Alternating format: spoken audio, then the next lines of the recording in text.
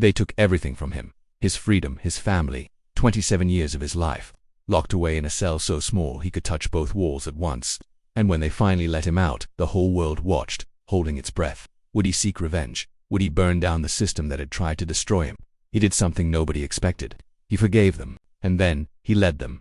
This is the story of Nelson Mandela, a story of unimaginable pain turned into unimaginable power, of hate transformed into enduring hope, of one man who proved to the entire world that forgiveness is not weakness, is the ultimate strength. Our story begins on July 18, 1918, in a small village called Mveso in South Africa.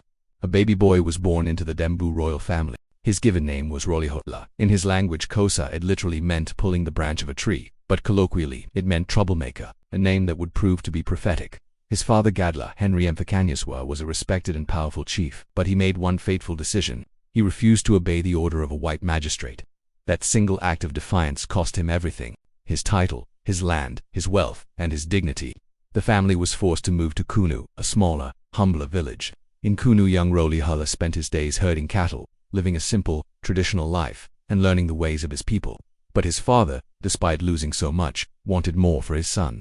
He sent him to a local missionary school, a path few from his village would ever take. It was there that a teacher, unable to pronounce his African name, gave him a new one, an English one. Nelson Mandela became the first person in his family to receive a formal education. His sharp mind and thirst for knowledge took him to Fort Hare University, one of the very few institutions in the country that accepted black students. But Mandela wasn't there just to learn from books. He was there to question the world around him, to challenge injustice, to resist oppression. When he joined a student protest against the university's policies, he was given an ultimatum: apologize or be expelled. Mandela refused to apologize for standing up for what was right. He packed his bags and left for Johannesburg, the bustling, chaotic heart of South Africa. The city was a harsh teacher. He found work as a mine security guard, seeing firsthand the brutal conditions miners faced. He then became a law clerk, studying law at night while working during the day. He watched, he listened, and the more he learned about the laws of his country, the more a single stark reality began to crystallize in his mind. South Africa was broken. The system was designed to benefit a few and crush the many, and someone, somehow, had to fix it. Then, in 1948, everything changed for the worse.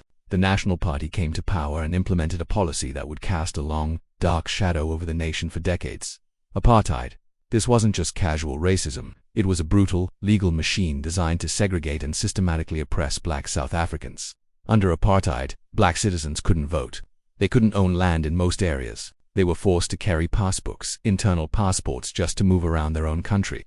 A life in chains, even outside of a prison cell. The segregation was absolute and dehumanizing.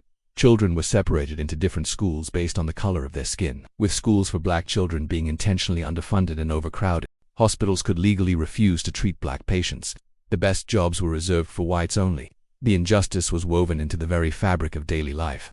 If you were black and walked in the wrong neighborhood, you could be arrested. If you sat on the wrong park bench, you could be beaten. And if you dared to protest, you could be killed. For Mandela, this was intolerable. He had already joined the African National Congress, the ANC, and now he poured his energy into it.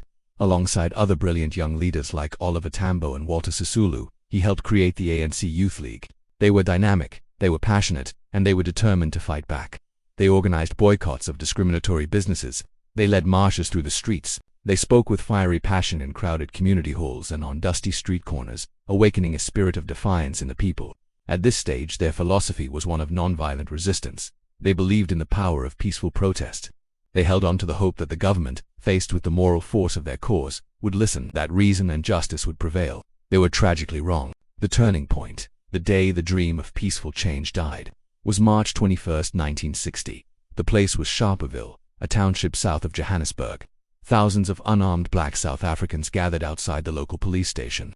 Their protest was a direct challenge to one of the most hated symbols of apartheid, the pass laws. They had left their passbooks at home, peacefully inviting arrest to overwhelm the system. There were no weapons, there was no violence. It was just ordinary people, men, women, and even children standing together, demanding to be treated as human beings. The police response was swift and merciless. Without warning, they opened fire on the defenseless crowd. The air filled with the crack of rifles and the screams of the wounded and dying. When the shooting stopped, 69 people lay dead, many shot in the back as they tried to flee. Over 180 were wounded.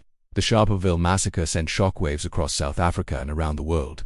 The images of the dead were a brutal testament to the government's cruelty. For Nelson Mandela and the ANC, it was a moment of agonizing realization. peaceful protest had been met with bullets. Their pleas for justice had been answered with a massacre. The government had declared war on its own people. The rules of the game had changed.